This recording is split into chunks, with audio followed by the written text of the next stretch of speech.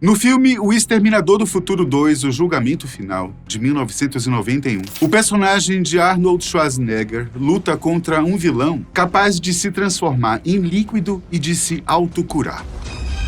Chamado T-1000, ele surgiu a partir da microtecnologia, ou tecnologia invisível, que é capaz de fazer a manipulação de objetos e peças microscópicas, assim cria células cibernéticas das quais o T-1000 é formado.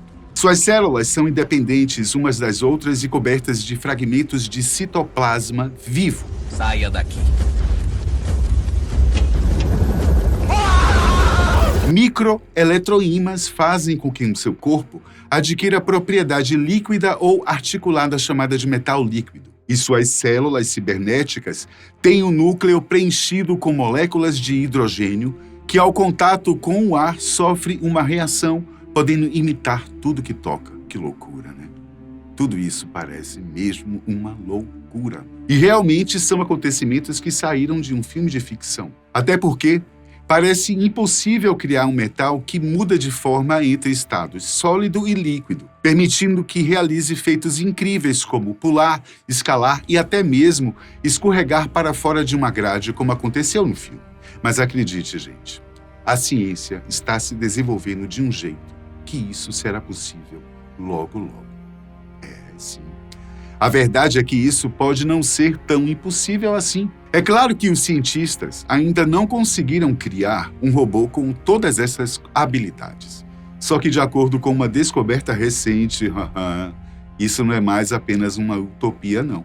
Eu estou falando isso porque uma equipe de cientistas dos Estados Unidos testemunhou recentemente pela primeira vez um fenômeno impressionante. Pedaços de metal rachando e depois se fundindo, sem qualquer intervenção humana. Se esse fenômeno incrível puder ser aproveitado, poderá dar origem a uma revolução na engenharia, na qual pontes, motores ou aviões autorrecuperáveis podem reverter os danos causados pelo desgaste e, assim, tornarem-se mais seguros e duradouros. Foi absolutamente impressionante assistir em primeira mão, disse Brad Boyce, um dos cientistas que participou do estudo. O que confirmamos é que os metais têm sua própria capacidade intrínseca e natural de se curar, pelo menos no caso de danos por fadiga em nanoescala, completou Brad. Danos por fadiga são uma das principais formas pelas quais a máquina se desgasta e eventualmente quebra. A partir de tensões ou movimentos repetidos, surgem trincas microscópicas que crescem com o tempo, levando à falha completa do dispositivo. A fissura que os pesquisadores viram desaparecer no estudo atual era uma dessas fraturas minúsculas, que são medidas em nanômetros. Segundo os especialistas, desde as juntas de solda em nossos dispositivos eletrônicos até os motores de nossos veículos e as pontes sobre as quais passamos todos os dias, essas estruturas muitas vezes falham de forma imprevisível devido ao carregamento cíclico que leva à iniciação de trincas e eventual fratura. Em teoria, quando isso acontece, os humanos têm que intervir e fazer a substituição. Além de precisar de tempo, dependendo do caso, essa falha pode machucar e até mesmo matar pessoas.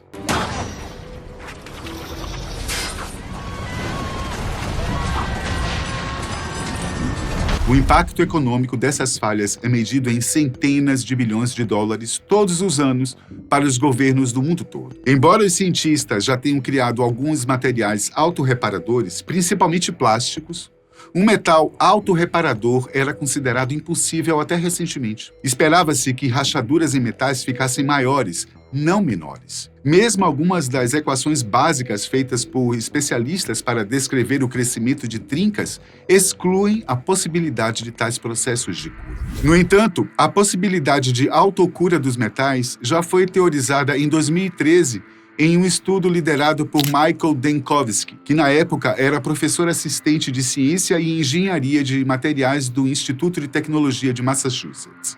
Na época, ele começou a questionar a teoria convencional dos materiais. Ele publicou uma nova teoria baseada em descobertas em simulações de computador, de que, sob certas condições, o metal deveria ser capaz de soldar rachaduras formadas pelo desgaste. Mas até então, isso era apenas uma simples teoria, e sem comprovação alguma. Ao menos até que a descoberta de que sua teoria era verdadeira veio como uma surpresa no Centro de Nanotecnologias Integradas, uma instalação do Departamento de Energia operada conjuntamente pelos Laboratórios Nacionais de Sandia e Los Alamos. Os cientistas estavam realizando um experimento quando a descoberta foi feita. Eles pretendiam apenas, avaliar como as rachaduras se formavam e se espalhavam com um pedaço de platina em nanoescala, usando uma técnica especializada de microscópio eletrônico, a qual eles desenvolveram para puxar repetidamente as extremidades do metal 200 vezes por segundo. Era como se eles estivessem simulando o desgaste natural de uma peça de metal.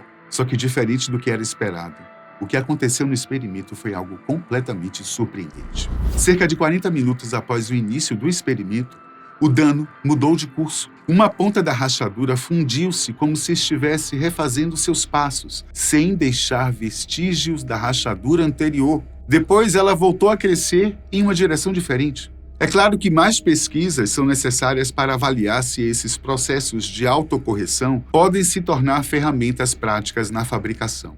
A esperança é que essa descoberta encoraje os pesquisadores de materiais a considerar que, nas circunstâncias certas, os materiais podem fazer coisas que nunca imaginamos que eles seriam capazes de fazer. Os estudos de metais autorreparáveis são uma área interessante de pesquisa no campo da ciência dos materiais. O termo refere-se a metais que têm a capacidade de se curar após serem danificados ou degradados. O processo geralmente envolve o reparo autônomo de danos, como rachaduras ou corrosão, que podem comprometer a integridade estrutural do metal. Para fazer metais autorrecuperáveis, os cientistas geralmente introduzem um mecanismo que pode responder ao início do dano. Existem algumas maneiras de fazer isso, como a microencapsulação e a autocura intrínseca. No primeiro caso, pequenas cápsulas cheias de um agente cicatrizante são espalhadas por todo o metal. Quando ocorre uma rachadura ou dano,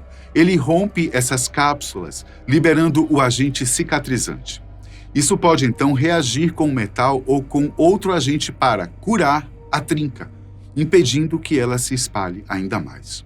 No segundo caso, envolve certas ligas que têm capacidades intrínsecas de autocura, pois podem formar camadas de óxido que protegem o metal subjacente da corrosão adicional. Essa abordagem pode ser promovida por elementos de liga, tratamento térmico ou controle cuidadoso da microestrutura do material para estimular transformações de fase benéficas ou outros processos de autocorreção. Quanto ao fato de desenvolver materiais capazes de se transformar desde estados líquidos a sólidos, assim como acontece com o vilão de O Exterminador do Futuro 2, cientistas já conseguiram desenvolver um material capaz de escapar de uma cela, assim como acontece no filme.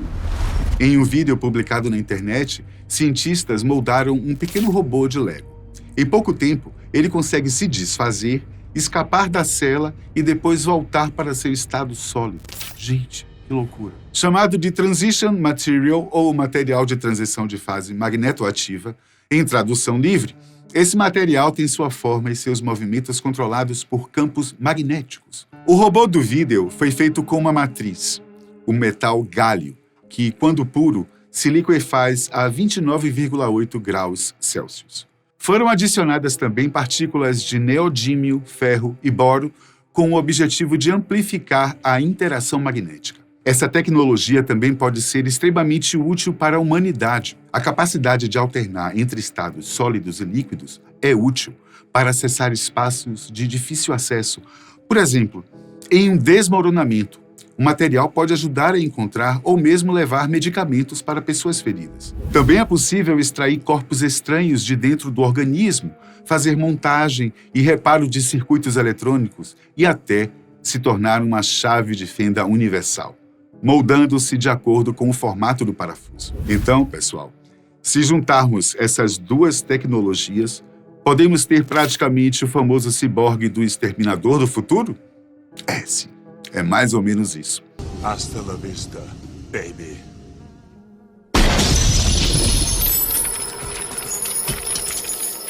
Ao mesmo tempo que essas tecnologias ajudam a humanidade e, quem sabe, elas possam até revolucionar a engenharia, muitas pessoas têm medo do que realmente pode acontecer. Afinal, estamos criando materiais capazes de fazer coisas incríveis. O problema é como todas essas descobertas serão usadas.